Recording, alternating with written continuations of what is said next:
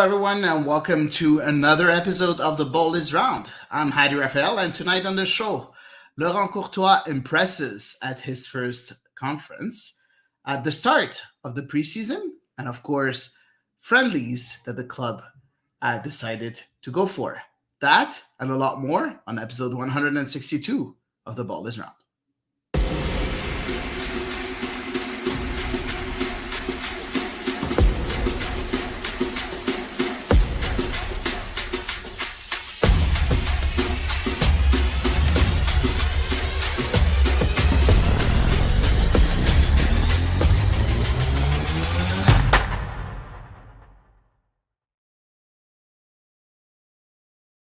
And I'm joined tonight by my good friends, Eve and Elias. How are you guys? Oh, hanging in there on this weird weather Sunday. Yeah, it's fine. We're all here. We're going to discuss CF Montreal. There are a lot of news. Elias, how was your weekend? It was all right, and then it got really bad around 2:15 p.m. today when I watched the Costco.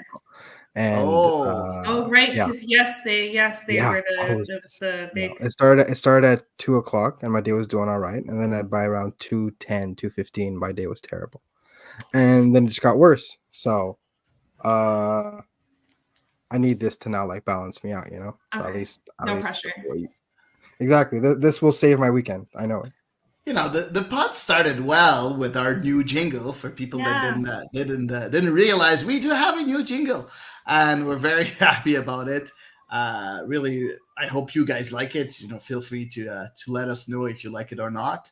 But yeah, we decided to renew a bit and to make sure that we start the season with new stuff. And every year we try to bring new stuff with, of course, the help of our Patreons that are helping us a lot, to grow the product. So thanks a lot for always being here and for participating in developing that podcast, The Ball is Round Montreal. So let's start right away with Laurent Courtois' first press conference. He was introduced by Gabriel Gervais. For a weird reason, Olivier Renard wasn't here. It was for personal reasons. What do you think about that, Eva? Do you find that weird? Do you find that unprofessional? Do you find that okay? Well, no, I mean, personal reasons it can cover. I mean, it's such a generic description that you don't know if it's something very serious. I mean, maybe he's at home really sick, and he's in bed and he's just super under the weather because there's a really nasty flu going around. I know a bunch of people who are sick. Or, I'm thinking he probably wasn't on vacation since schools were closed down for so long that I'm sure he was ready to get his kids back in school. But I don't know. I struggle to imagine that he would be absent unless it was for a legitimate reason, because even when things haven't been going so hot for the club, even when he's been kind of the face of some of the not so great decisions or results to a degree, he's not been afraid to face the press. So honestly, this doesn't concern me. I think there must be a legitimate reason that Olivier Renard was absent. Yeah, I hope so, because, Elias, you're here to present your new coach, your first presser of the season. The sporting director has to be there, right? Yeah, like you said, right? Personal reasons can cover a wide variety of things, but Olivier Renard is not someone who misses events, especially something as big as presenting a new coach. So for whatever reason it is, I'm sure that it's a very, very valid reason, very important reason. And, if that reason comes out, the reason comes out. If the reason doesn't come out, there is a reason that is personal. But I wouldn't read too much into it in terms of I've seen some conspiracy theorists and stuff like that, and I don't think it's anything like that. It's up to them that if he wants to share with the group, he can share with the group. But I'm not going to think twice about it. Hopefully he was somewhere to finalize the big coup of CF Montreal preseason. Hopefully, a big transfer or something. Not gonna. Hey, a guy can dream, Eve. A guy can dream. Okay, That's true. If a girl can dream, a guy can dream. Okay, so let's kick it off. First of all, let's talk about the overall impressions. How did you find Laurent Courtois at his first press conference? Did you think it was a positive one, a negative one? If you want to rate it out of 10, you can do that too. Like, do you think that was a first good impression that he did, Elias? Yeah. My first thought immediately after the press conference was I got kind of like a flashback to that press conference that Gabriel Javet held after Wilfried Nancy left, and the main theme of it being we want people who want to be here. And this looks like every indicator from Laurent Courtois is someone that is thrilled to be a part of this project, that's thrilled to be in this city, and he has the makings of someone who's going to become a fan favorite instantly. With just the way he carries himself, he really does seem like uh, just a really passionate kid who happens to be at the helm of a soccer team and who really does still have this almost like wonder. We'll see how much the city of Montreal and the fan base beats that out of him. But for the time being, he seems like someone that has been um, in love with the city for some time now and very, very interested with, um, you know, every single part of it. And he had a lot of nice things to say about it. I know this might not be great for you, Heidi, but he compared it to Lyon, right? So I don't know how you feel about that. But, he seemed to be very, very enamored with the city and with the club. I'll answer your question. Yeah, I wasn't too thrilled when he compared it to Lyon, like the club. But you know what? It's one of the best academy in the world. It's as simple That's as his that. academy If as well, not, too, right? That's where he exactly. It's developed. it's one of the best academies in the world. Like at one point, not anymore, but at one point, Lyon was at the same level as the Masia. So and even better at one point too. So one of the best academy in the world. Comparing it to CF Montreal, that's really really interesting.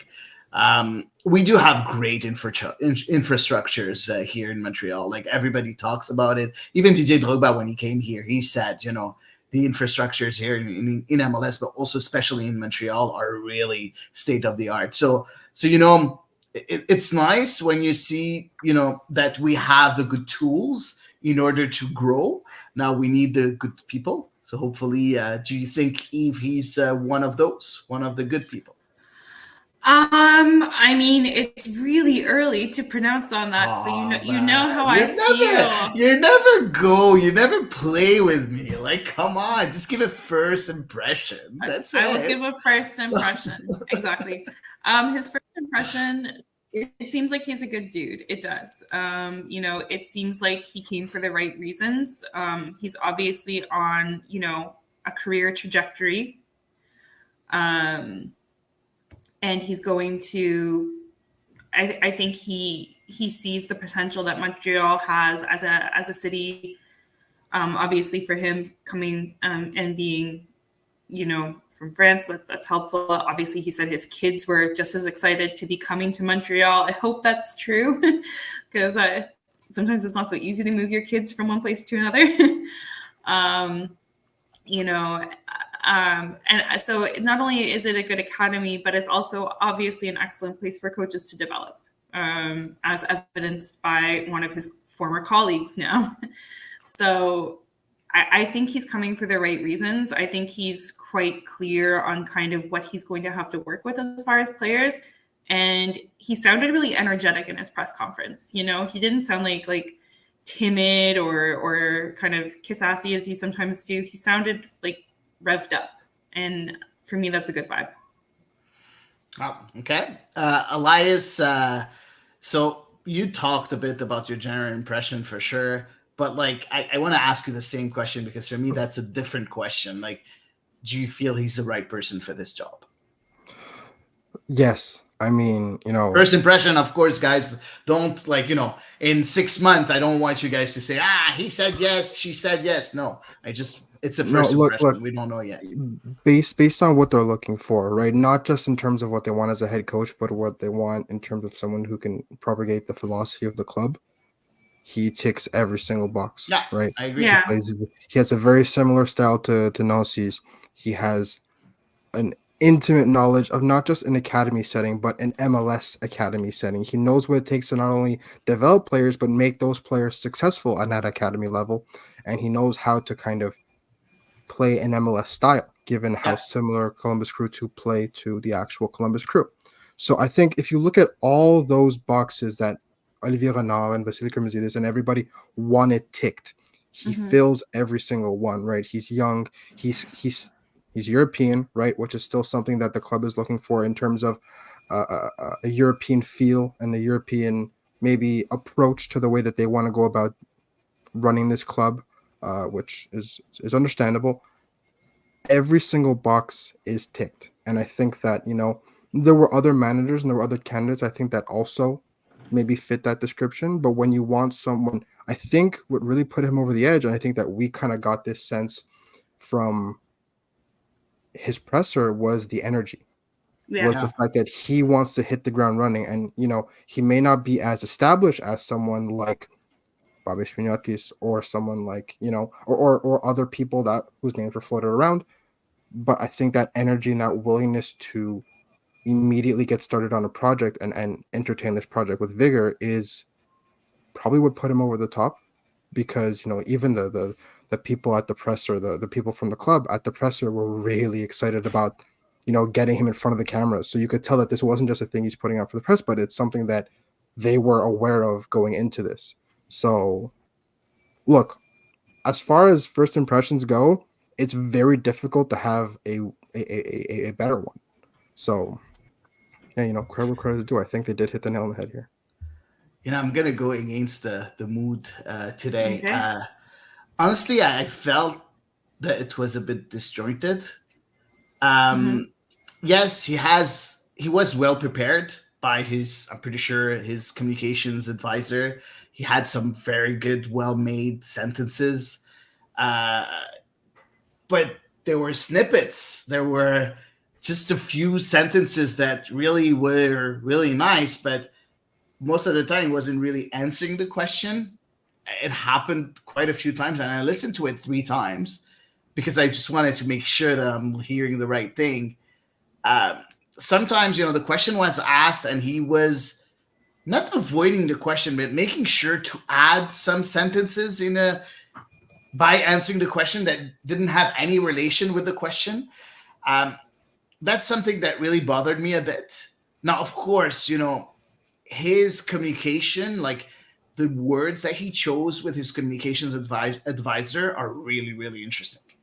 And at the end of the day, communications is important for sure, but what is on the pitch is what's Mhm. important for us. So if he's able to translate whatever he said on the pitch, then yes, it's going to be amazing because he talked about chance creation. That's exactly what he wants. He talked about style of play. He talks about not being afraid of making errors. That's exactly the kind of coach that we need in Montreal because we have young talent.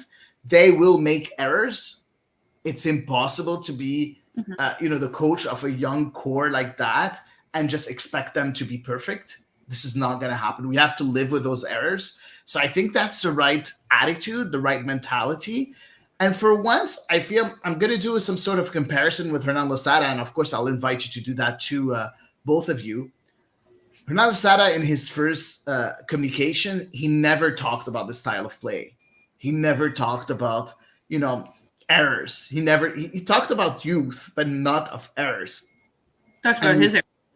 exactly, he didn't talk about errors, about the fact Yeah. that the players are going to do errors, are going to make mistakes. He never talked about that. So I'm much more enthusiastic after that presser than after Lozada's.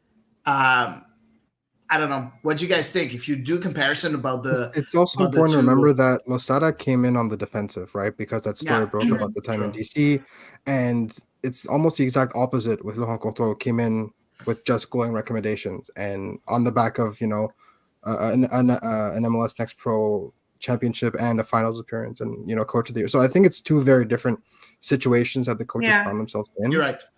I think that without that story, I think Hernan Losada is also a lot more chipper and maybe a bit more energetic in that presser. But I think that does have to. I think that is a consideration that I definitely noticed right away. For sure. Eve, what do you think about the comparison of the two? I wholeheartly agree with Elias. I think it was two very different contexts in which they were coming in, and also, I mean, for Courtois, this is also essentially a step up in his career as well. This is it's like if you got a promotion, if you worked at a job. So I think as well, you have to kind of be that hype man, and you have a lot to prove because this is your first time taking a first team. So that has to be there has to be a lot of adrenaline flowing through his veins right now. I like the fact that he said that it was his adulthood dream. Yeah. Like, it was cute. I like that fact because he didn't say, "Oh, it's a dream come true."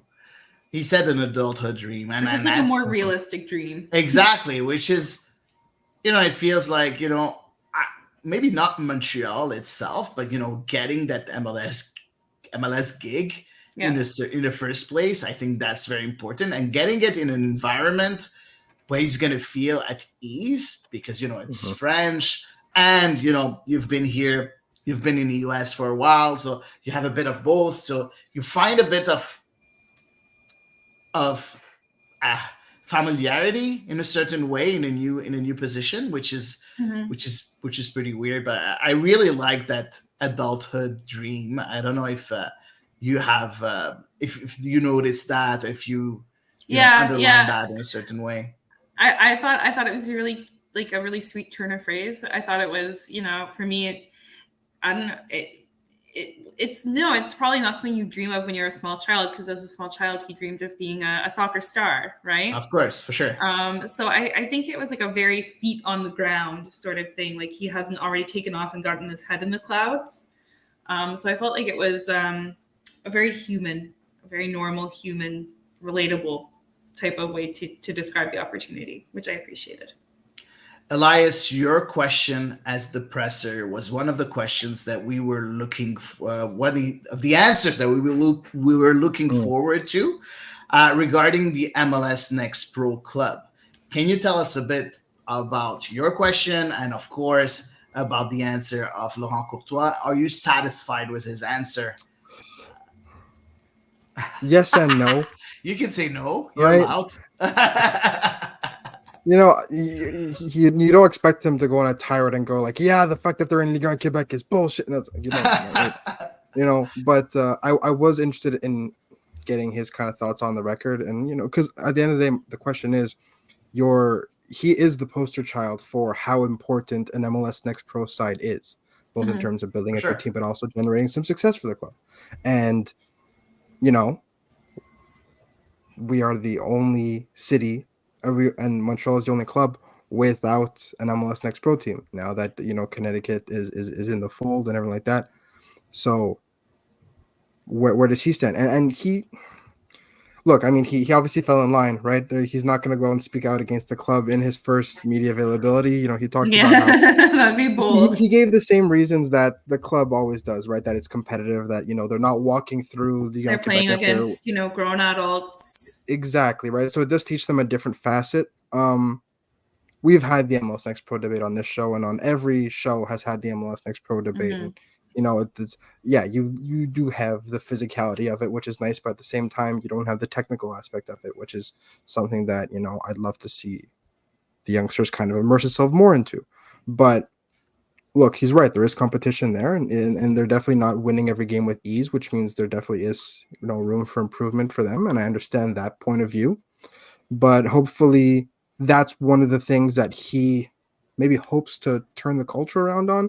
I'd love to see him get very involved with the academy. Well, I mean, as involved as a first team coach can, right? But I does hope that he does lend his expertise, because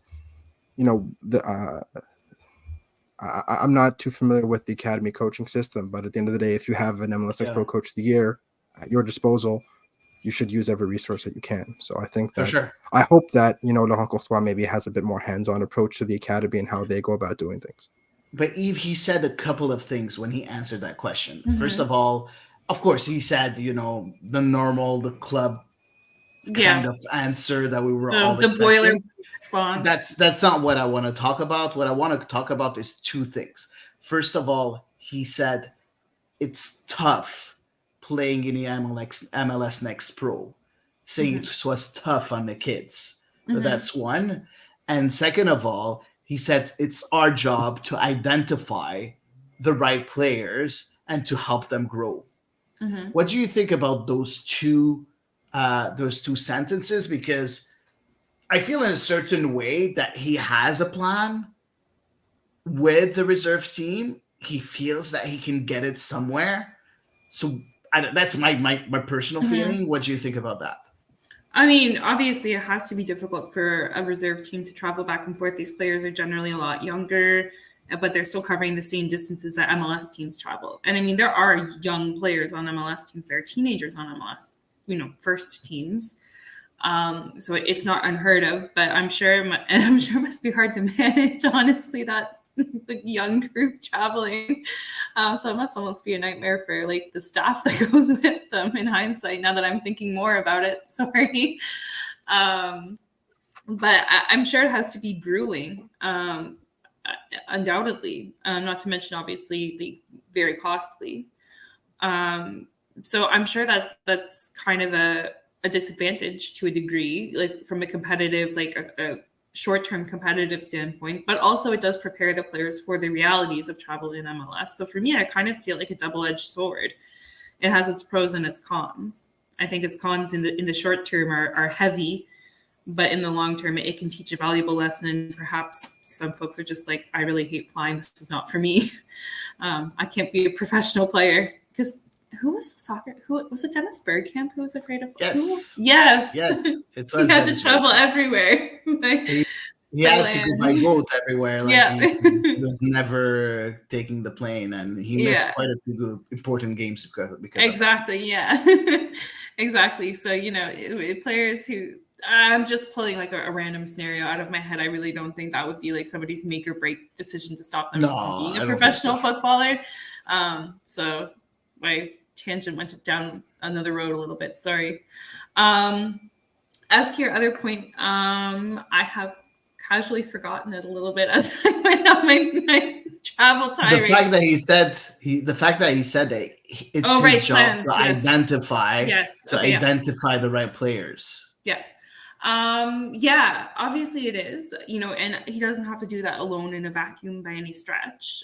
So there will certainly be other staff who will assist. But I think that does point to him kind of looking very closely at how the reserve team and the academy leading up to it are functioning. Hopefully he won't get pulled too deep into that, because at the end of the day, his role is the first team. But I could definitely see him wanting some additional input, because at the end of the day, those players are meant to subsequently infiltrate the first team. Of course. Now, Elias, he said something else that's very important, talking about the staff and already in place. He was asked, are you going to add anybody? And he said, he talked about the staff right now, and he mentioned Laurent Simon. I felt like I was in an interview, and when they asked me, hey, what are you going to do if you get the position and you're going to be in charge of someone that applied for that same position? What are you going to do with it? Do you feel that he was kind of, helping Laurent Simon grow out of it? Because I'm pretty sure I'd be very surprised if he didn't apply for the position. Or am I just being completely wrong? I mean, it's probably going to be a tricky situation, I guess. Sure. I wouldn't be surprised if Laurent may put his hat in the ring the first time around as well, when Hernan Losada was selected, because of the fact that he was so comfortable with Thierry Henry and with Fred Narcisse system. So If that's twice that you apply for the same job and you don't get it, maybe you start thinking about life elsewhere. And I Ah, get that, right? Because it can be frustrating, but at the same time, like you said, right? no, He has a Laurent lot of Courtois is history at here the club, for and his daughter. Don't forget, right? So Simon, that's Laurent Simon, sorry, is here yeah, for his daughter. So I right. So don't think he's gonna go I elsewhere. think it's going to be a bit of a battle between personal and professional ambitions, but I think that Laurent Courtois' first, you know, real thing is to kind of meet with the staff and kind of get everybody on the same page. And given that Laurent Simon is, one of the senior most staff members and has been such a vital part of that coaching staff for years now, I think that them getting on the same page and getting, building a good working relationship is probably his first priority, technical staff For wise. sure, for So sure. I think that that's probably going to command a lot of his focus, rightfully so, because Laurent Simon is a great asset, when he's used the right way. No, for sure, for sure. And last but not least, Eve, when he was asked about his relationship with Wilfried Nancy and why he said, what was the discussion that he had with Wilfried Nancy, he said, we never talk about soccer, Wilfried and I. And when we did, just talk about this subject, he told me, be yourself, buckle up, and enjoy the ride. Yeah. You know what? It feels like a Wilfried Nancy sentence. It does No? very much. Yeah, it does. It does. Absolutely. And I know he was at the MLS media thing, and then he requoted it like because somebody else asked him the question, on the opposite end, right? Okay. And so he said the same thing, of course. So he also added though that he said he wasn't going to give him anyone from Columbus. I was like, yeah, that sounds about right. No, I thought it was I thought it was really sweet overall. Like, it seems as though they had a good relationship because they talked a lot about everything but soccer. So that generally means you have a good relationship. Yeah. Yeah. Last but not least, guys, he talked about style of play, creating chances, and playoffs. And for Yes. him, those two are go hand in hand. Yeah. Do you agree with that, Eve? You got to score goals to win games, and you got to create chances to score goals. So I'm gonna say yes. I think they do. It's not the sum total. Absolutely not. There's so much more to it, and you need a sound defense just as much as you need an explosive offense. But yeah, for me, chance creation and chance conversion is primordial to making the playoffs. Yeah, interesting. Very interesting. Elias, there was maybe about 15 minutes of the press conference that we weren't able to watch because of technical issues. You were there at the presser. Is there anything that we missed that you want to talk about and that we didn't cover? No, I mean you really hit all the highlights. One bit that I really enjoyed was the fact that he, as someone who hasn't spent much time in Quebec, seemed to be very fascinated with the Quebec dialogue. Yeah. Oh yeah. And also you guys did get every time. Yeah, we got that. Someone would ask a question in French, would be like, "I saw Québécois," and then Sid ask a question. He's like, "There's no Where's Quebec your accent. accent? What is Yeah, it?" where's your accent? Yeah. I found that to be a very funny thing, and I hope that his fascination with the Quebec dialogue and the dialect more specifically it becomes a season-long thing because he's gonna start learning expressions. It's gonna almost be like Ted Lasso trying to use British expressions in the first season of the show, and like misusing them. I think that would be hilarious. But I think that he's very excited to kind of speak his mother tongue in a professional capacity, which is something that maybe he does with Nancy, but rarely does anywhere else.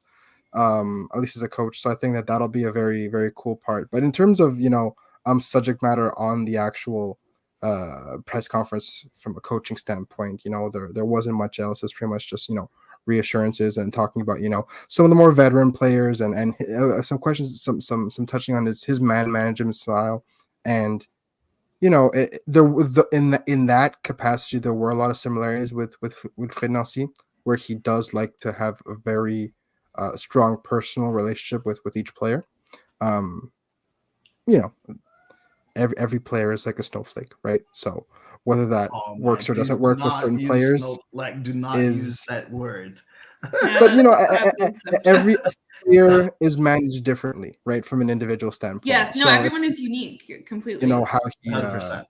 It's handles just that. There aren't too unfortunately. many. You're right. There aren't big egos on the team or anything like that, where it's like, oh, that guy's a challenge to deal with. Yeah. So I don't think that he has too many problems from a man management standpoint, but it'll be interesting to see how he interacts with them in a new group. I feel like he's gonna have lots of time to do it. Oh yeah. Exactly. Oh yeah. Lots of time. He said Lots of team also that bonding. exactly. He said that he was very excited to go on a training camp outside Yep. of Montreal because they're going to be together all the time, which is going to accelerate the bonding time and the team building and Yeah. everything, which is completely right. So that's very interesting. Let's talk before we go into other subjects. Let's talk about Gabriel Gervais. Just a few things. First of all, he said that the contract will be 2 years. Mhm. Do you think that's enough, Eve? Like a 2 year It doesn't contract? surprise me at all. For somebody's very first contract now in MLS, at the MLS level, it doesn't surprise me at all that it's a 2-year contract. For me, that's kind of just what I expected, and I realized after it wasn't put in the announcement, and so I just got on with my life assuming that's what it was. I'm not surprised. I would have gone for 3, because you need that stability. You need to make sure that you're bringing a coach it's going to take time. Even he said, Laurent Courtois, that it's a club where I'm pretty sure I'm going to have success in the Like in the long term, Yeah. and moyen term, in the like not the short term, but medium term. I don't know how You it don't really says. say that in English. Yeah, exactly. I don't know how to say it in English, but like not like right away, but like Yeah. in a short while. So I would have thought that 3 years would have been, or maybe at least 2 with an option year or something like that, because Well, I mean, they didn't say there wasn't an option. They just didn't mention it. So he said 2 years. He yeah, didn't say anything else. It'd be weird if I you don't know. forgot to mention it, but Yeah. what do I know? Yeah. I just feel like options are almost standard, especially for coaches nowadays. Yeah. So well, I'm sure we'll get more details about it as it goes. As Let's just see if he survives the first year first. Yeah. And then I think we should put the cart a little bit before the horse. I'd be very surprised, again, based on just the way he goes about coaching and his philosophy. I'd be very surprised they don't give him the benefit of the doubt unless they have like a disastrous season. But let's have a coach for more than 1 year before we. I agree. And last question about Gabriel Gervais, and I'll start with you, Elias. Gabriel Gervais said on FC 99 that on 91.9, he said that there was 13,000 season tickets that were sold, which is really, really amazing. Yeah. And my question is Patrick's question. We have a record number of season tickets. Saputo said, "Come and I'll build it." We did our part. What do you think about that? Because it's true that Saputo said that, but he said that a while ago. So do you think that still stands, or you don't? I mean, what more could you want from the fans, right? It's always been, especially pound for pound, has been an incredible atmosphere. But do you think that promise, of course, with the not 100%, like it wasn't a promise like that was clear as day, but the fact that Saputo said, "Come and I'll build it," do you think that will encourage Joey Saputo to put more money, to invest more money into the club, and to bring those extra quality players just because of that number of season ticket holders? I do think so, because I think the fact that with these plans for stadium renovation on top of that, and if you do see that your your season ticket numbers are going up, and if you can consistently keep them up, and you don't have people, you know, if you don't have resale tickets by the thousands, and you have people re-upping for next year and everything like that, then yeah, I don't see any reason why Joey Saputo shouldn't be encouraged to invest, because at the end of the day, you know, this club, if you want to be competitive, academy players are good, but you do need to bring in experience, and sometimes experience costs money. So Yeah.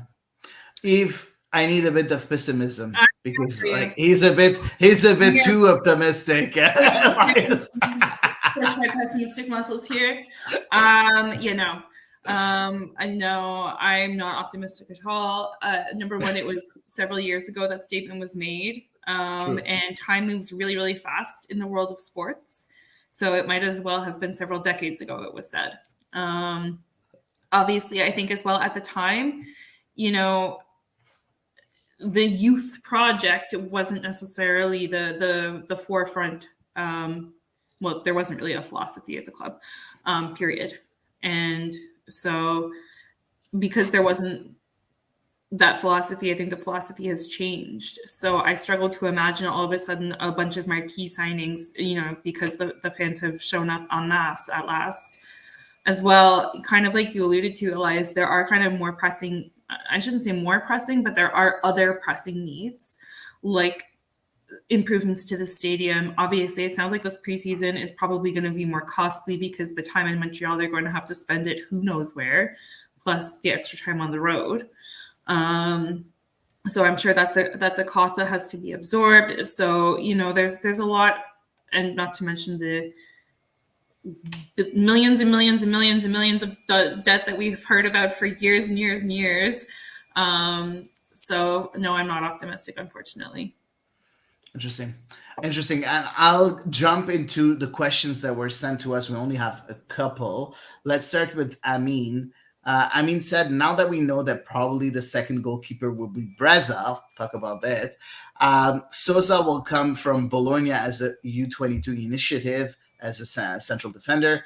Kokaro as a replacement to Kyoto, and Duty as backup to Juan Duty, which is the MLS Super Draft pick. What other positions do you think will be filled prior to season debut? As Vasily was talking about 5 reinforcements. So of course he said probably. So just please these are make all sure. Like rumors. Yeah. He said probably. That's why he said probably. And you know, someone tried to say, but these are only rumors. He said, yeah, that's why I used the word probably. Mm-hmm. So you know, let's go.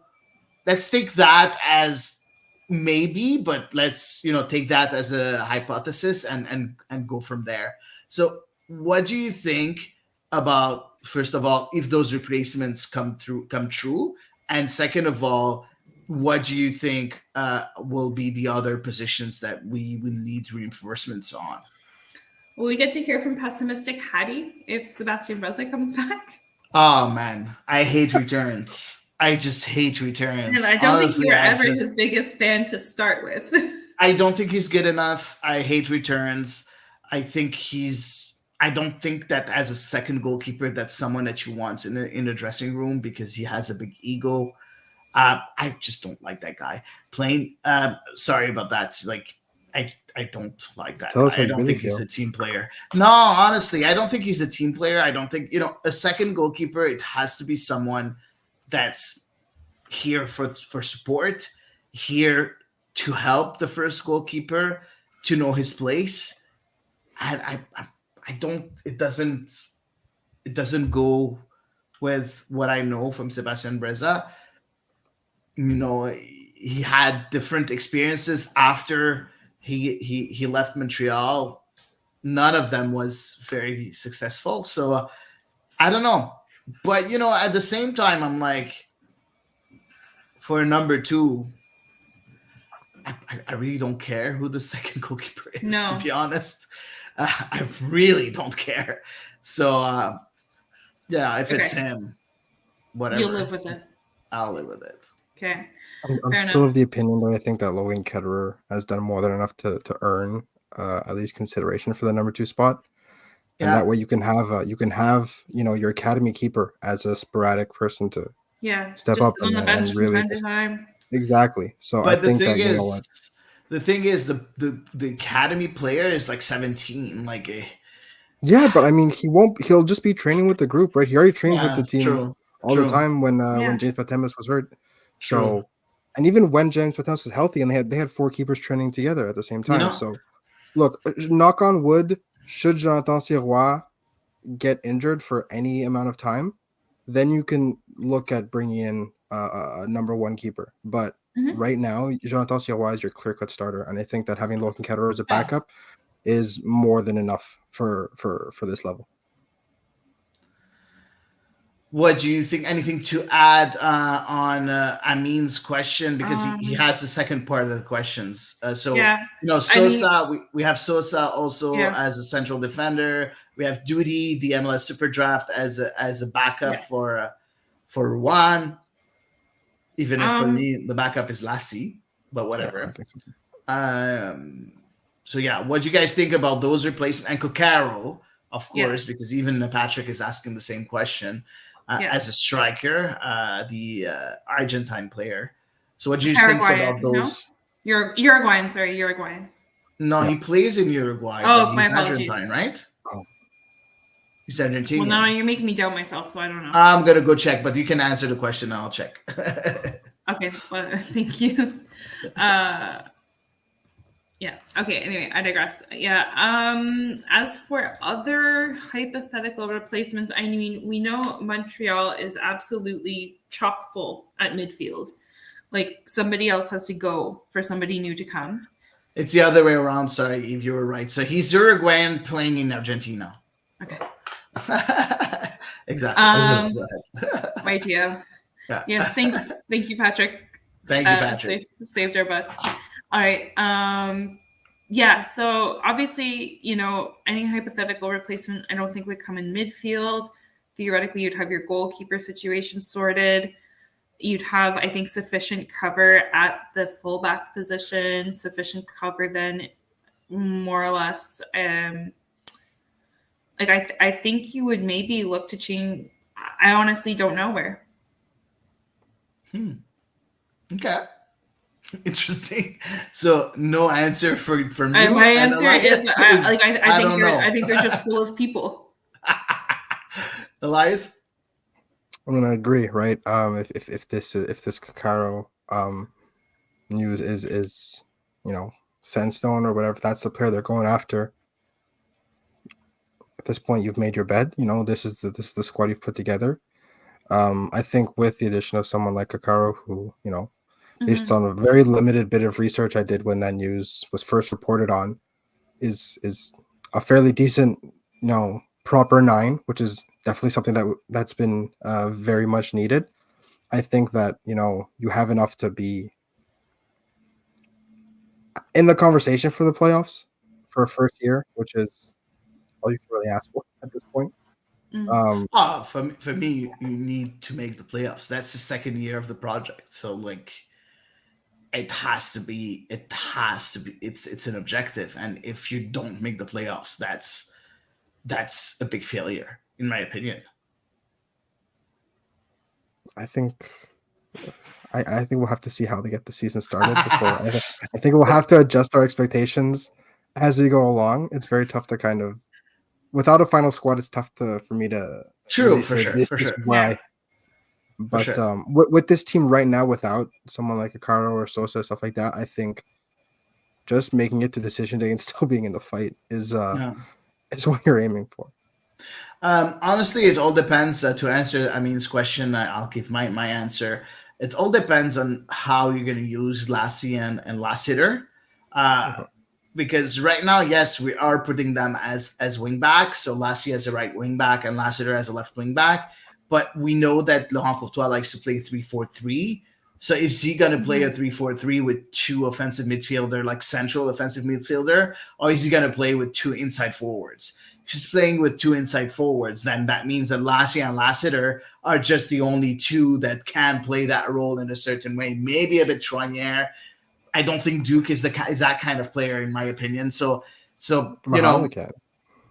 Yeah, but he doesn't know how to cross the ball, Mahal. I don't Yeah, think all he he's do can is cross it. So he'll yeah, just cut in on yeah, his he'll cut left foot. in, but at one point When you you can't cut in cut too in many all the times, it time. Exactly. becomes Ask Justin Mab that, and then get back to me. But Justin March has good crossing ability. I'm sorry. Yeah, but I mean, let's be real here. His bread Yeah, and but he butter was is good. He was able to cross the ball. So for me, if he's gonna play with two inside forwards, then he's gonna need help and getting more profiles. Like that's where you need to go for. If you're gonna play with two offensive central midfielder, that means you don't have enough of them because right now the only two players that can play that position, maybe three, are Duke, Chouanière, and maybe Zahir. So you're gonna yeah, need a bit more help here. yeah, As a we call it number 10, it's not really a number 10 because in a 3-4-3, it's not a number 10 anymore. yeah. But I think that's where you're going to need reinforcements if you're playing centrally. So for me, those two in a 3-4-3, there's two on the side or in the middle. That's where you need those reinforcements to come and help out. So we'll see. We'll see what's going to happen, and it's funny because it comes and it answers a bit of the comment of Jean Cathy, who said, "We need a number 10 with experience. I don't believe Chouanière and Duke can be regular at this position." Which is a comment also made by Patrick, or a similar comment made by Patrick just a few minutes ago. Yeah, exactly. Patrick did the same also. So what do you guys think? Let's start with you, Eve. Yeah, I mean, do you need another number 10, even if you're playing with two? If you're playing a 3-4-3 with two inside forwards, do you really need that? I just think the issue is the consistency of the delivery, like of the performance and the product, right? Like Mathieu Chouanière will absolutely run his lungs out. He will bust his guts. He will leave a limb on the pitch. I think for the team, and he does have quality at that position, but it's not necessarily a difference making quality. Bryce Duke, we see flashes of brilliance, and then he kind of fades into the background for several games. And then we see some more brilliance, and then again we see the fades. The consistency just isn't there. So I like both of them theoretically can play the position for sure, but it's just as a matter of how effective are they when they are stepping into that role. I think is more the question. You know what?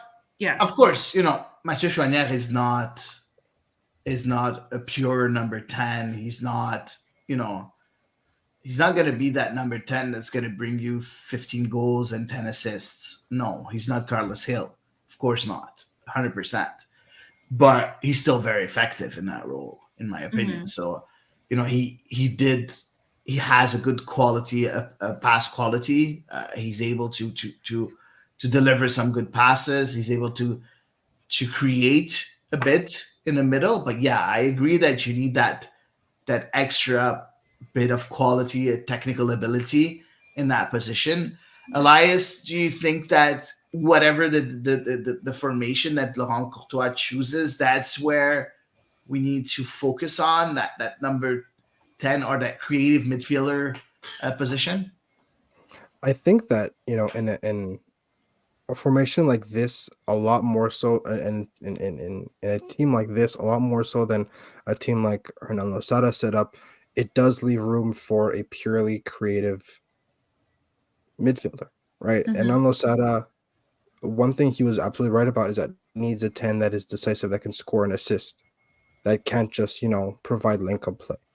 In a system like we've now seen, a system like Laurent Courtois, and a system like we've seen with Columbus, you can have a player like Bryce Duke who just ducks in and out of lines and is used as link-up play, like we've seen him do a number of times, and arguably, some of his best games when he was doing just that was when he was allowed to roam, into spaces, find the gaps, and just generally create havoc. And I think that in a situation like that, where this system will be a lot better suited towards that. I still think that, Bryce Duke is very unpolished. I think that, what we've seen from him at his best is very impressive. And I think that the biggest effort right now on his game should be consistency and being able to effectively recreate those performances, not just, little 5-minute bursts, but an actual, 60, 70, 90 minutes, however long he's on the field for, and consistently being, that good. Because I remember that when he first got here and Montreal was in a really bad way, he was the only one technically that could keep up with Victor Yeah. Wanyama. He has Right? very And good he was the vision on the only pitch. one, and he was the only one that Victor Wanyama was almost looking towards to kind of keep the ball moving. Mm-hmm. Right? So I think that in a situation and in a system where he is allowed to do that, we will get the best out of Bryce Duke. The thing is now, if you're having another inside forward drop into the midfield to play, your two forwards remaining have to be that much more efficient. So I think that's where Laurent Courtois is kind of looking at this squad and going, who can I consistently rely on to be those danger men? And I don't know how to answer that question for him. Right? I think every single one of the forwards have had like 2 or 3 good games last year where they actually did really well. They were finishing chances. They were getting into dangerous spots. The problem is there's nobody that, and you saw it with the way that they were getting rotated every 2 or 3 games. There's nobody that a coach looks at and goes, that is my guy, 100%. Yeah. I know that if I put him, I know exactly what I'm getting. And I think that therein lies the biggest problem. And that's why someone like Akata who's coming in can maybe bring in some of that consistency and some of that stability. But at the end of the day, I think that having a proper 10 on the field makes your life so much easier, especially when you don't ask him to provide to do more on the than stat his sheet. role. And just exactly when someone like Bryce Duke thrives when you're not asking him to carry the entire load of the offensive burden, but you're asking him to kind of just play with his instinct. Exactly. He's a proper traditional 10. And I know that that's not really something that a lot of teams enjoy nowadays. And it's something almost of a lost position.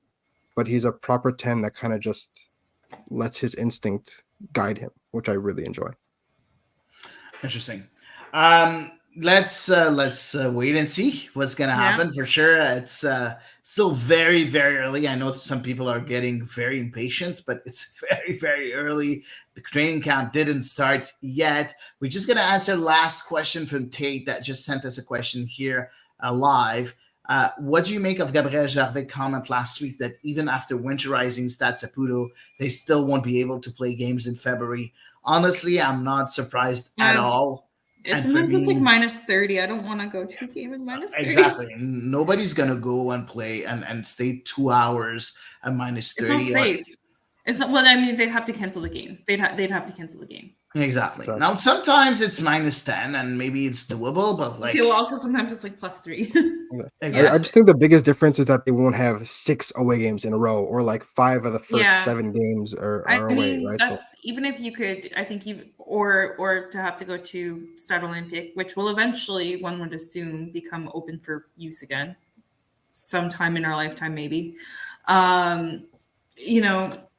Like how, I guess the question is like how early? Like, is it okay, the month of February, fine. But could you do like mid-March maybe? But like Quebec winters are so up and down, so all over the place. Like, I'm not surprised that it's hard to bet on, I guess. You can get 15 centimeters at the end of March, and it's just like... Oh, yeah. Oh, yeah. You were there, like, I know it was Toronto, but you were there in Toronto when we froze our butts off at the qualifier. Man, that was in March. And I know it was just as cold in Montreal. Oh, yeah, that was... I'm still not thawed out. Man, I don't think I'll ever do it again. Like, for me, like, I was freezing, like, really freezing. And I was really well dressed. I had a couple of layers and everything, but... you got to keep jumping. That was tough. I was jumping. I was jumping. It's fine. It doesn't hurt once you can't feel anything anymore. Exactly. Let's talk about the training camp. So training camp started with medical tests and physical tests yesterday and today. So the 13th and the 14th. Tomorrow, the 15th, they're going to Tucson, Arizona. They'll be staying there from the 15th until the 28th. Training there in the Kino Sports Complex. They'll be back on the 28th of January and training in January for just one small week, even not 1 week, 5 days, from the 30th of January to the 4th of February. And then on the 4th, they'll be back on the road to Florida from the 5th to the 15th of February at the ESPN Wide Worlds of Sports complex. Then from the 16th to the 23rd of February at the Champions Gate Omni Resort. On the 24th of February, first game of the season against Orlando City in the Exploria Stadium. What do you think about that training camp? The fact that they won't be here for more than 4 or 5 days in Montreal, Elias, like, I think that's going to make it last week, no? Huh? I feel like we talked about that last week. Yeah, but now we didn't have the schedule. We didn't have anything yet, right? So we thought that maybe they'll be here for a couple of weeks. Now we know it's 4 days. Know exactly how little it's even be here. It's even worse than what I was expecting. I was expecting at least 10 days. Yeah. It's unfortunate, you know. It was so nice to be able to kind of almost grow with the team as we learn about, you know, who's doing well in training camp and stuff like that. And I think, you know, everyone's going to feel pretty disconnected from the group because the first time they're back is going to be mid-April, right? So because, you know, they'll come back for training, you know, when stuff warms up again. But at the end of the day, you know, just because they have games, there's a week between games, they're going to come home, they have nowhere to train.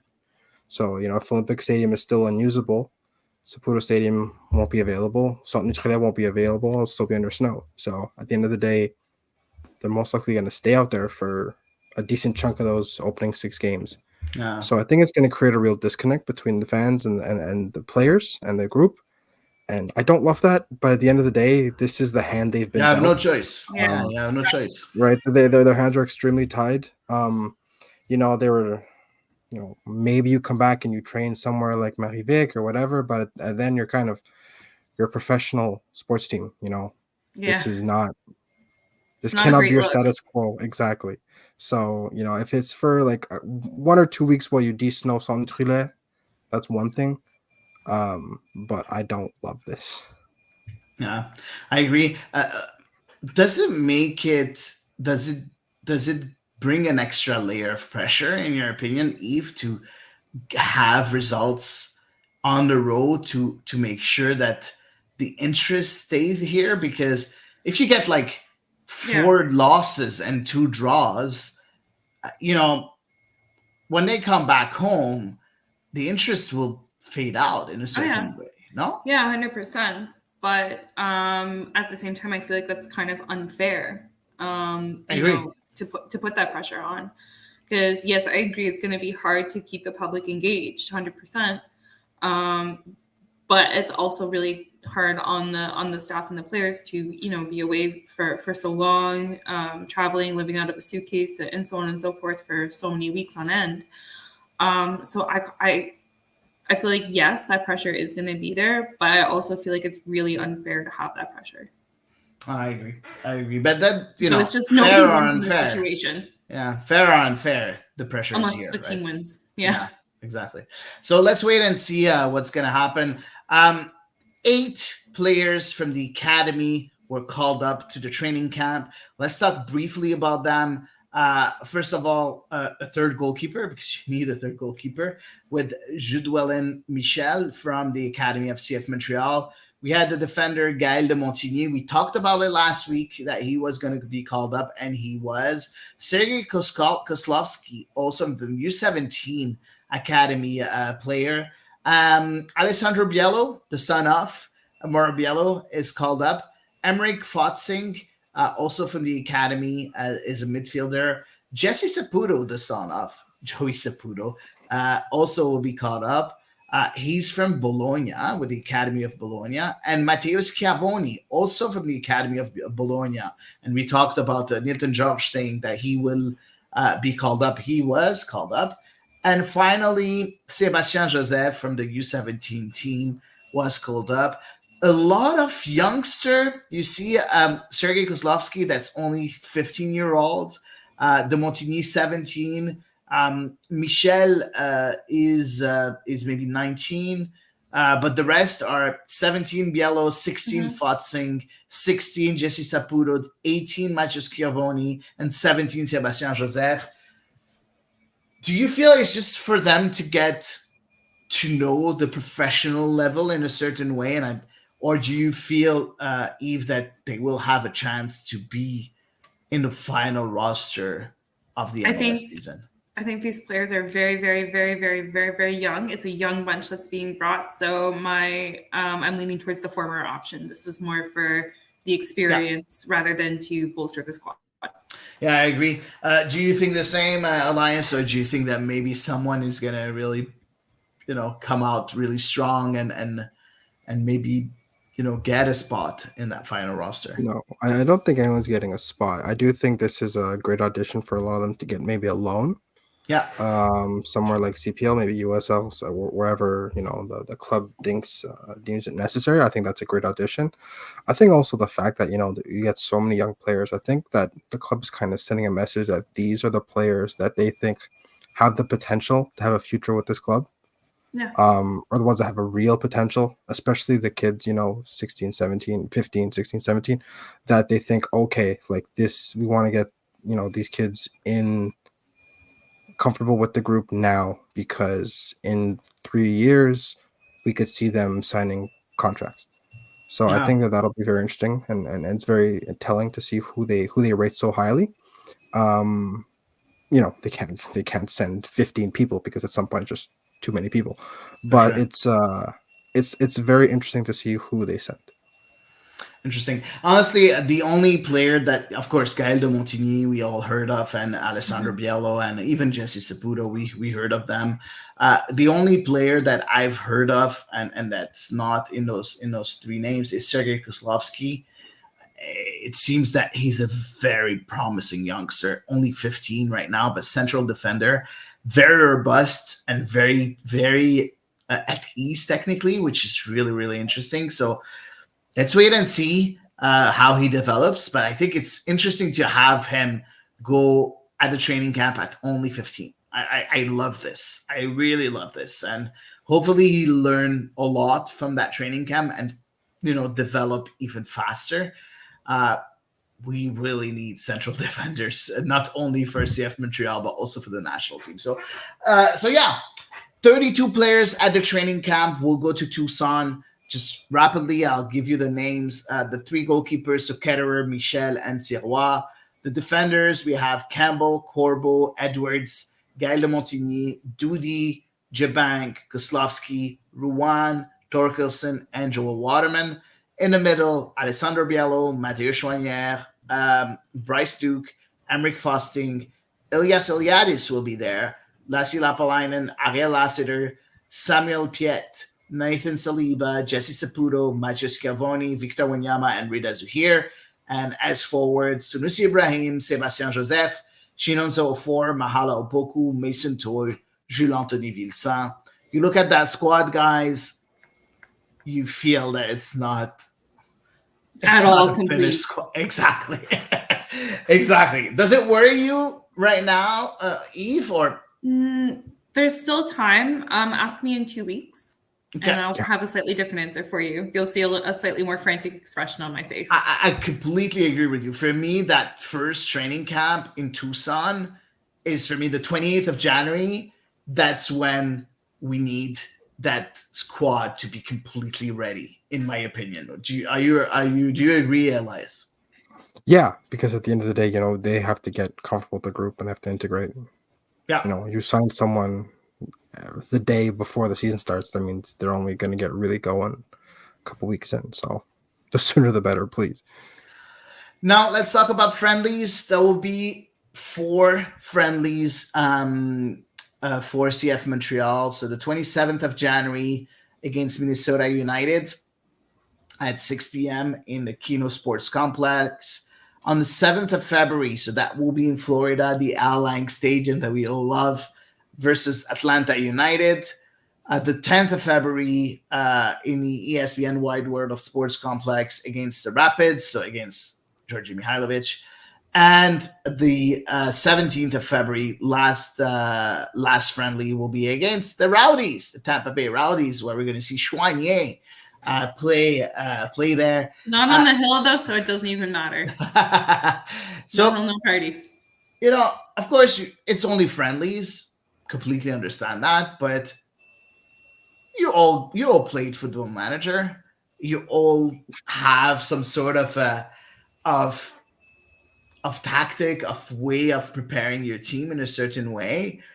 Do you think that 4 games is enough to put a new philosophy in place, or do you think that we need a bit more games, a bit more competition? And do you feel that the competition and you know the way that the schedule is made makes sense, having 3 MLS teams at first and finishing with a USL team? Or would you have liked a different scheduling? So Elias, what do you think? I have quite a few things to say, but go I ahead, mean, Elias. you'd like to start the other way around. I think you'd like to kind of warm up with lower level teams and then start to really test yourself as you ramp up. But it may also just be a scheduling thing. I think that starting with one. I think at this point They everyone is usually still so played with the rusty. Rowdies. Yeah. Sorry. Sorry. I was gonna say they usually finish off with the Rowdies. Exactly. I think it's also a little Used tradition, to it. Yeah. but yeah, I think at the same time it's also might also just be a scheduling thing. I think the fact that whether or not it's the first game, the third game, the fourth game, the second game, I think it doesn't really matter. I think as long as you gain the reps in against those MLS teams, I think that's important. If it was like one MLS team and then uh 5 USL teams and CPL and stuff like that, then maybe it's a little weird. But the fact that there's still a healthy amount of MLS teams that they're going to play against, I think does give you a better does give them a better chance to get a good amount of reps in. And I think that's the only thing that matters really. It's just working out the kinks and playing in a quasi competitive environment and just getting familiar with one another again, and the coach really kind of getting in-game coaching and not just training coaching before the season starts. That's really the only things that matter for preseason. Eve, anything to add? I mean, 4 is I think a pretty standard number of preseason friendlies based on history. If I think back, they might have had the odd time where there was 1 or 2, one match more or less, even. So I'm not concerned about the number tremendously. I think Elias also said it's not too much to read into having and it could also, and I don't want to give any disrespect to Tampa Bay at all, because obviously it's been super fun to watch those friendlies, but it can also be a confidence booster, to play against a team on paper, as long as the result is all right, that you should beat. And maybe it can also give some warning signs if the result is not all right against a team on paper that you should beat as your final tune-up for preseason. Yeah, that's kind of, I think we've kind of gotten used to the new format where nothing's available to see anymore online. So we're just going to have to take everyone's word about how things goes, because it's all going to be, half of it's going to be closed doors. So we won't even know what happened.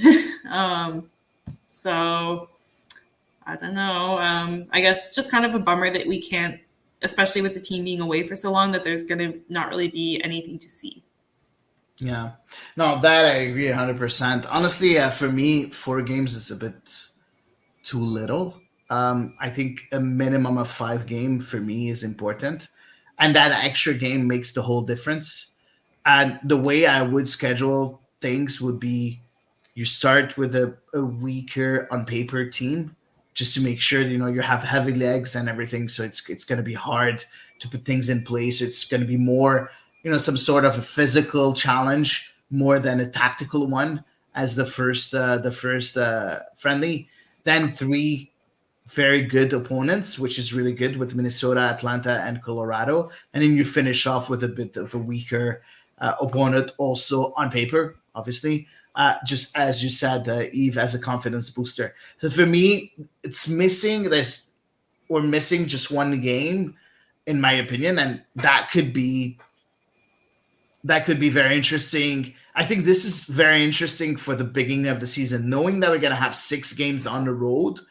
I think that, for me, could have made a difference. I would have added maybe a game on the 31st of January or the 1st of February. So, maybe in Montreal, which would have been really interesting, even if it's indoors at Marie-Victorin or whatever. So, you just call a PLSQ. We did at one point have the PLSQ All Stars that That's came last year, no? and played Yeah, last year. last year. Exactly. So maybe that could have been something also that could have been looked at. I don't know, but I think we're missing a I think game the biggest somewhere. problem with that is that Marivic is a significantly smaller pitch than they're used to.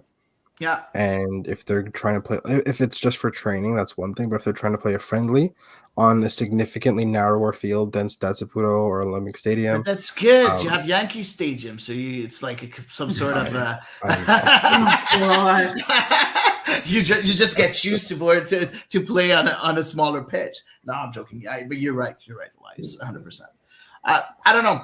Let's wait and see. But I think it's interesting. I like the opponents. I like the fact that we're gonna see Georgie, or not see, but hear not about see. Georgie. Hear Maybe. about Georgie a bit. So that's nice. That's nice. Good.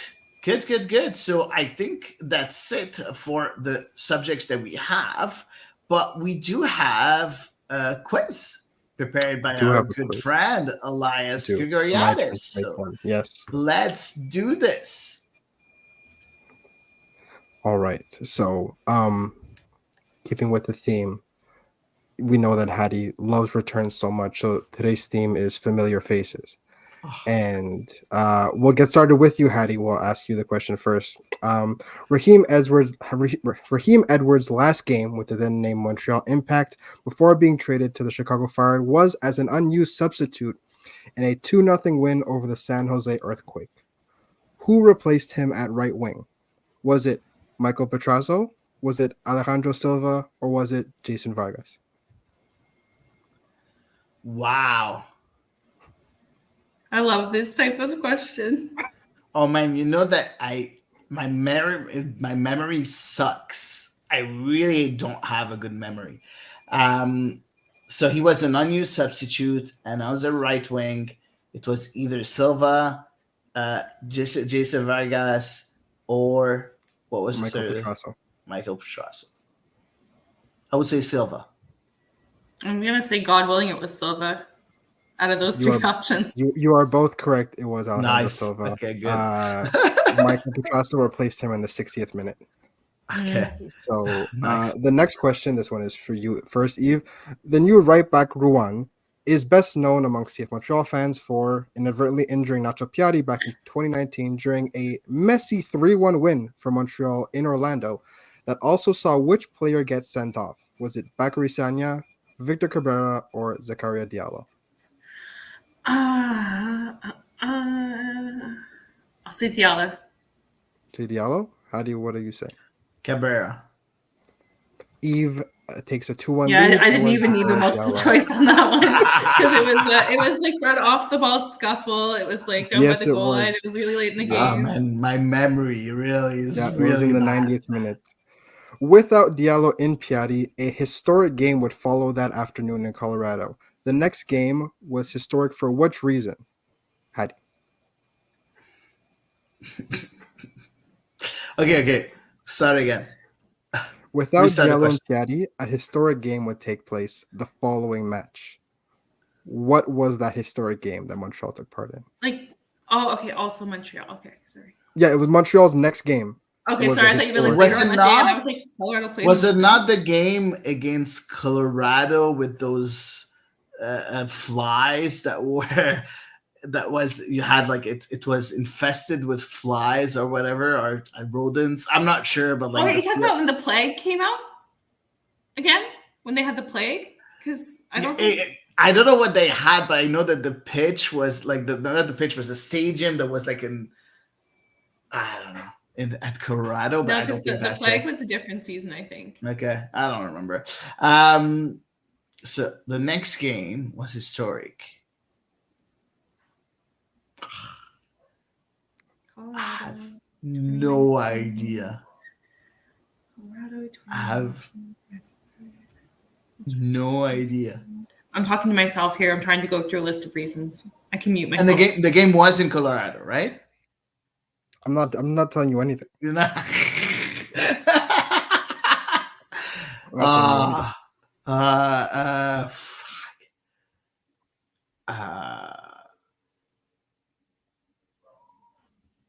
It's not when we lost. Is it when we lost 5-0 or something like that? You're thinking of 6-0, I think, because we did lose to Colorado 6-0 before. I don't know. I would say a loss, 6-0. I'll follow what Eve said. 6-0 in Colorado. Eve, what is your answer?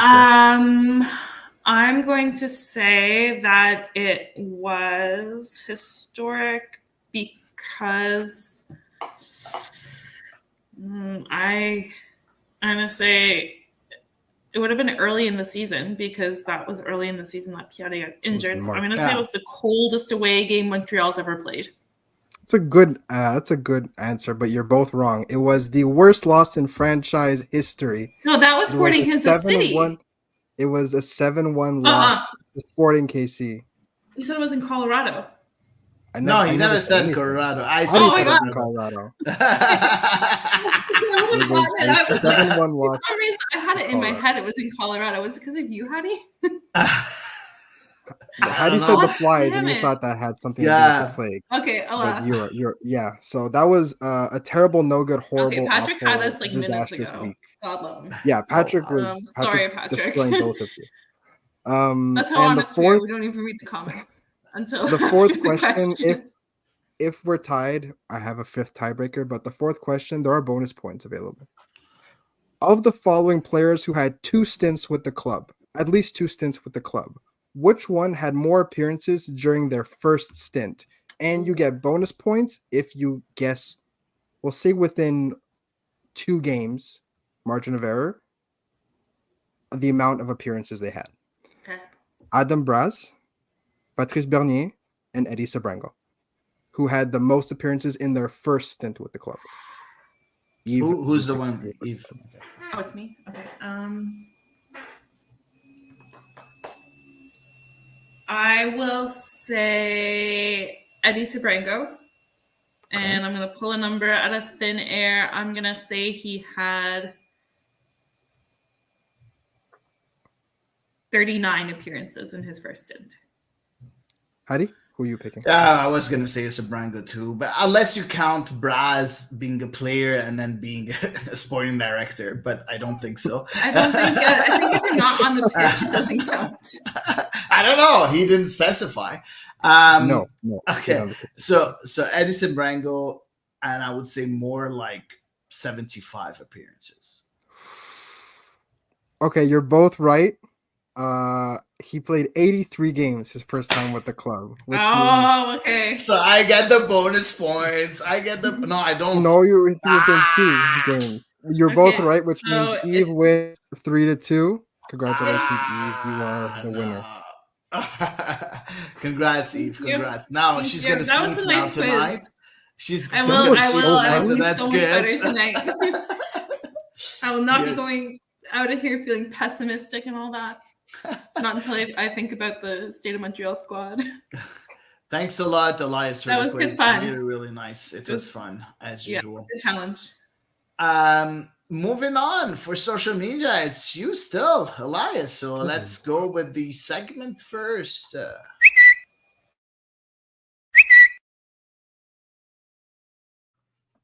All right, ready? Yes, the Twitters was very active. This is from very own Frédéric Laure. It's the return of Rida Zouir. I've always been impressed with his technical abilities, and he has talent. But with Nathan Saliba, Mathieu Chouanière, Samuel Piat, Victor Wanyama, and Bryce Dugan, maybe even Alessandro Biello, it's his mind and his attitude that will be called upon with such a stacked midfield. Do you see Rida Zouir getting any minutes? Do you also think that with so many midfielders that have shown a lot of promise, that we could see not just a 3-4-2 with 2 central midfielders, but 3 midfielders, even maybe 4 midfielders entering the game? What do you think, Hattie, with the 4 sticking up? 4. What do you think? If you're playing with a 3-4-3, you're gonna have 2 defensive mid, 2 double pivot, and then 2 creative midfielders. And then you can add Mahala to the midst of the midfielders in a certain way, because he is going to play, next to Mathieu Chouanière. And then what's interesting about Redazo here is that he can play all 4 positions. So he can play as a number 6 and he can play as a number 8-10. So I think he will get minutes. He's not going to be a starter. If you want my opinion, I think that there's one midfielder that has to go. And if I just look at the names of the players, for me, it's Victor Wanyama that needs to go. Even if he was so important, during Nazi season, for me, he's the one that needs to go because of his age, because he's at the end of his contract, and looking at the other players that here on the long term. So yeah, no, I think Redazo here can play in that midfield position, and in a 3-4-3, I think it adds a bit more possibilities for a midfielder, I think, in my opinion. Do you think that with, given that you're so adamant that playoffs are a must, are you willing to leverage that with the absence of Victor Wanyama? Did you see the highlights of Redazo here right under the tweet of Frédéric Laure? Yes, but that's USL, right? I understand, but look at all the goals from set pieces. Mm-hmm. Look at all the goals from outside of the area. At the end of the day, don't tell me that the goalkeepers were not good. Like, at the end of the day, he knows how to shoot the ball. Yeah, he knows how to shoot the ball, and we have nobody in our squad that's able to shoot from outside the box. Nobody. So just because of that, Redazo here will get minutes. Yves, we saw Redazo here against Ismail Kone, and he had the upper hand, and Ismail Kone ended up, becoming the perennial starter over him. We saw him against Nathan Saliba, and then Redazo here went on loan, and Nathan Saliba had a very good back half of the season. Do you think the third time's the charm? Is this finally Redazo here's coming out party, or do you think we're going to see him kind of still tread water? I'm gonna say I have a good vibe. That is literally how I'm basing it. That's the nicest thing I've ever heard you say about a soccer player. About anyone. Say nice things about my mom. Is this the Redazo Weir party this year? I'm gonna say I think the party's gonna start a little bit quiet. Like, I think, I don't think it's gonna be like the explosion of Ismail Kone. But I do think that, yes, there will be something festive. So optimistic. That's incredible. Yeah, I felt really bad by saying the vibe was good, so I had to tone it down. Sorry. Moving on to the next tweet. Yes. This is from Amin Sabri. The team from Puebla recently offered $2.7 million for Matias Cacaro. Again, who we were talking about earlier. The offer was rejected by Huracan. And finally, Puebla fell back on his former Canadian player, Lucas Cavallini, who we all know and love. If Cacaro signs with CF Montreal, it will likely be a record transfer fee. Yves, do you think that a player like this is worth breaking your transfer fee record? Do you think a player with this profile? Do you think him specifically? If not, who do you want to see get that designation? It's hard because I don't watch the Argentinian league too often, unfortunately. And so kind of all you get to see when you go looking for information on a player specifically really is their highlights, unless they've done something so dramatically bad that also made YouTube. Because there are players with that out there too. So it's a little bit hard to base your opinion when really all you have to base it on is somebody's best moments in their career. But that being said, I think he does look like a really, really interesting profile. I also just think like kind of putting some money down will signal some ambition for those supporters who are a bit ambivalent on the way the team is going. And as well, just the fact that it's an experienced player, relatively in his prime and not another young project. I could see him being a worthwhile investment. Adi, what do you think? Yeah, I agree with Yves. $1 million plus? Yeah, I agree with Yves. I think that's what we need to spend. At one point, and they said it quite a few times, Gabriel Gervais and Olivier Renard, if we have the opportunity, we will spend. It doesn't mean that they will not spend. So is this year the year, or are they waiting for a coach to be stabilized before doing it? I don't think they're going to have a 15 million or 20 million budget. That's never going to happen. No. So if they're spending 3-4 million, that's going to be the investment for the next 2-3 years. So I agree. So are they going to do it now? Are they going to wait a bit? Let's wait and see. Kakaro, what's nice about him is that he's 26.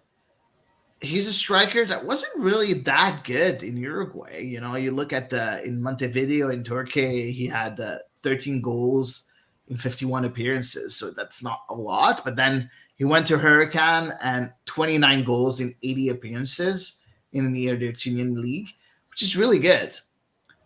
But is he going to be able to, first of all, your league too, like Patrick said? Exactly. But is he going to be able to come to MLS? First of all, adapt to a new league, to a new country, you never know. Montreal. Exactly. And adapt and then be prolific in a team that's really really new, and that's really new under a new coach and everything. So it's a big gamble to put on a player like that. I would have gone with the player that's more established, because you don't want a Lucas Cavallini like Vancouver did. They signed Lucas Cavallini and it was a big flop, right? So you can't afford signing and investing in a player that's not going to be able to work and to make it work for you. So you need to make sure that it's a sure thing in a certain way. So I don't know. Let's wait and see. And no, guys, Patrick White says guys from the Argentinian league tend to do well. Not all of them. What was the midfielder's name? The Arregui? Oh yeah. Yeah. Well, he was here so long. Bernardello, 2 stints. I kind of liked him. No, he was no, not as a playing. I will never forget. I still sometimes talk about it with.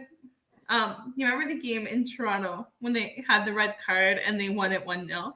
And there was this moment when a freak, the ref gave a really late free kick and he just dropped to his knees and started banging on the pitch because I think he was so frustrated. And that is one of my favorite moments. Exactly. That was one of my favorite moments in Montreal history. And that is what I liked about him, okay? I liked that one specific act, and it just ingrained him into my little heart forever. Yeah, Patrick says he was good in the first stint. I don't agree. He was a DP. No, thank you. So let's wait and see. Wait and see. Yeah, let's move on to our next tweet. This is from Arkadia Makuzi.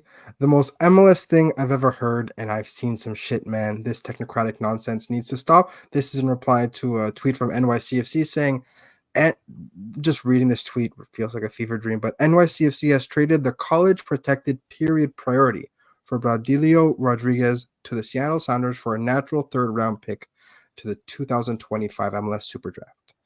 The club retains a sell-on percentage and could receive up to $50,000 in GAM if they meet certain criteria. Boy. What happened to just trading players for players or money? What? You're trading priority now? I don't even. What is going on? I need your take on this. I still have my weekend brain on. I can't even begin to process what that transaction was. First of all, honestly, we have too many mechanisms. The college protected priority, whatever. It's the first time that I read that. Honestly, first time I read that. We have a question from Cesar Andy Coronado. With the roster they have today and the coach, what record does Montreal finish the year with? Cesar, we're going to answer that question maybe in a couple of weeks. Let's wait until we have... right now? I don't think our answer is very good right now. Yeah, exactly. Based on today's roster, it's not a glowing recommendation supporter for this shield. season. Winner. Yeah, supporter shield. Okay. You mean wooden spoon? Elias. We said it. What you're smoking with all over the class. We said it earlier in the show, right? With this group right now, I think that them fight, at least being in the conversation on decision day, is a good result. But they with can't the do it team with they the have right squad they now. have now. Right now, that's why I said it's a good result. Right now, if they're just No, in the they're not even in conversation, it. I'm saying, like, I will lay down my life on this one. Not my whole life, obviously, because that's dramatic. But I'm just saying, like, humanly what fraction impossible. of your life are you Yeah. laying down on it? But 1 sec. My Last year fingernail. they were 1 point away from the playoffs with the Yeah. same exact squad. Well, no, some players have left. Like who? Like who's that player that really makes That the difference? super difference maker. Ahmed Hamdi. Like what the hell, man? Yeah, no, but no, I No. remain. They're not Yeah. competitive right now. Period. Okay. Ramelkian would be the closest thing to, I think, probably a difference maker, and he spent the whole year injured. True. So whatever. Exactly. True.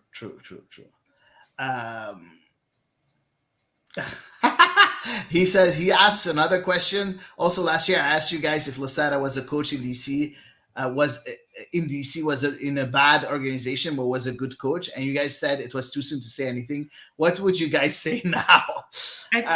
You know, I don't think DC is like a fantastic organization, but and I don't think Losada is a fantastic coach either. Exactly. Yeah. So I think it's a little of column A, a little of column B. Exactly. That's maybe the favorite proverb that for Let's Eve. wait I and think see, Hattie. Let's wait and see. She always uses that proverb. So go ahead with the next tweet. Yes, it's from Alexandre Gangeruzik. 3 goals in a row now for Olivia Smith, who is now up to 6 goals and 6 assists for Sporting in Portugal this year. Not bad for a 19-year-old in her debut season. Could a strong Olympic year be loading for her with the Canadian national team? Yes. I love that. Yes. I love Olivia Smith. Honestly. Eddie, what do you think? Yeah. But usually, whenever it's the women's team, you see Eve like jump and take the question, and this time I wanted to take it. I'm sorry. No, I'm gonna sit here really quietly, and I'm gonna listen. Oh yeah, good. Thanks, Eve. Enjoy. No, but I really love Olivia Smith, and honestly, I was very, very happy when she was chosen for the World Cup.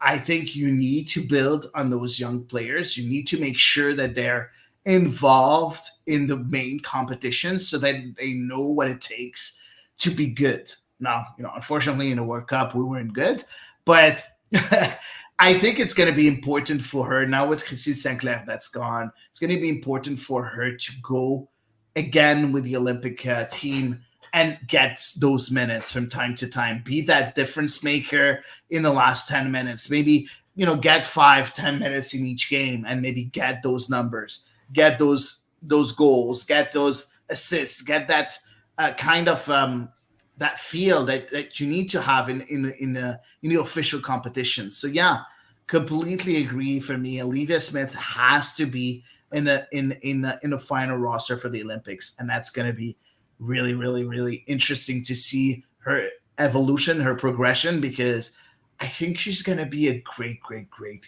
great player, Olivia Smith. Eve, do you think that she has a chance at challenging for a starting spot, or do you think she may have to move to a bigger club, or what do you think her standing is right now, and if she keeps up this form? So first of all, everything Hattie said, I agree with. Wow, guys! The 14th of January, 2024, 9:09 p.m. She agreed with me. Yeah, appreciate that. Enjoy it. Now you too will be able to go to sleep happy. Exactly. And you too, because you won. Exactly. You won the quiz. All right.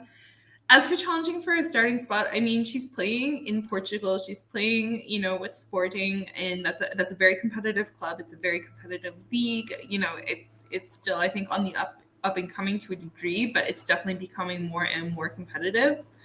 It's kind of hard to tell with Bev Priestman because she does seem to have kind of certain players set like in her line of sight for starting positions. That being said, I do think Olivia Smith is absolutely going to force Bev Priestman to make some really hard decisions about players to whom she's given a lot of latitude and a lot of grace. So if she continues on this trajectory, yes, I think she does. I think you have to question Bev Priestman's judgment if she doesn't if she does not get a start, at least one start. I tend to agree with that as well. I think she's doing awesome stuff. On to the next, fifth and final tweet, I believe. Yeah, and then we'll answer a couple of questions that they asked us. You have a couple to close questions the in the show. chat, Yeah, yes. go ahead. Yes, this is from Josh Deming.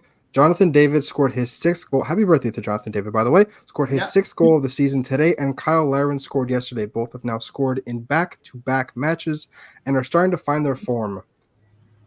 Good. We are still 2 months away from Trinidad and Tobago, but for two of the players who were not, let's just say not great, is a diplomatic term, in that 2-leg tie against Jamaica, how important is it to see that your strikers and your goal scorers and your difference makers are starting to turn up and starting to find their footing again? Enormous. Very, very, very important. Go ahead. Yeah, massive, crucial. I used the word primordial earlier. I'm going to bust it out again. It's huge because the match against Trinidad is do or die. There's one leg, one chance, nothing. You need your players to be confident going into it. You need them to be at 110%. So, yeah. Me, striker form was not something that was worrying me in a certain way with Canada. What worries me is the lack of coach. Like, we need to have a better coach than Mauro Biello. And that's what's really worrying me right now. Mm-hmm. That's the only thing that's worrying me, because agree. Jonathan David is a streaky player, right? So when he gets in, when he's really in a good form, he's going to score a goal every game. Yeah. And right now he's in this kind of form. But before, when we played against Jamaica, he wasn't in that kind of form. But the problem against Jamaica wasn't the form of our strikers, because we did score a couple of goals. The problem was tactical. Yeah. So, we need a new coach. That's what we need. Mm-hmm. We need a real coach. Oops. We'll answer the questions. So first of all, Patrick Beauchemin just got in. Maybe you already answered this. Is Cuccaro targeted by Nacho Piatti? He's looking in Argentina, I believe. We didn't answer this question, and honestly, I honestly don't really know. The rumors coming from Argentina, not from this side. So it's really tough to tell where this is coming from and who's involved in it. But if this does end up going through, I'm sure we'll get more information about if Nacho Piatti was in fact involved. Yeah, we will know. I'm pretty sure we will know. But I think if I'm not mistaken, did he play in a Huracan? No, he didn't. He didn't play in Huracan. So because he played in so many clubs in Argentina, so I'm not really sure.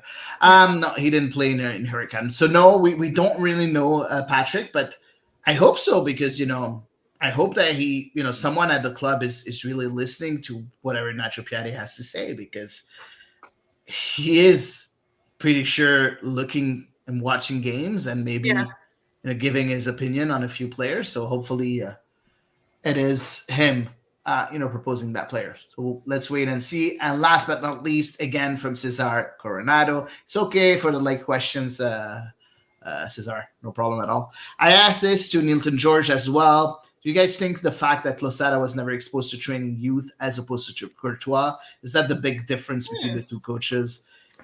I don't think that's the only difference. I think the major difference between the two, I'm going to be very, very, very direct, is the humility that Courtois has that, in my opinion, Losada didn't have. The fact that he accepts mistakes, I think that's going to be very interesting. And his communication saying, you really need not to be afraid of mistakes. I think that's the mindset that you need to have as a youth coach, as a coach, playing with youth. Mm-hmm. You can't have that mentality that the result means everything. You can't have that mentality because you're not playing with a finished product.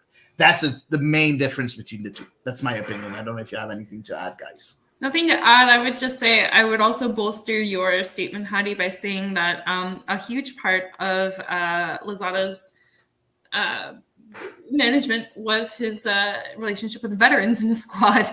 So I don't think it was a lack of experience with the youth players. And as well, I mean, Nathan Saliba did have a really good season under him. So, that's all I would add. Elias? I just think that there's a big difference between having an appreciation for playing the youth and having experience playing the youth. I think that is, in that regard, I think that's the biggest difference between Courtois and Losada. I think that Losada had, a certain fondness for, building up certain young players, especially ones that he thought worked well in the system. I think Laurent Courtois, given his experience with academies and high-level academies, is much more accustomed to the ebbs and flows of it and how unpredictable it can be sometimes. I think with Hernán Losada, when something didn't go right with a young player, he kind of just said, all right, next one.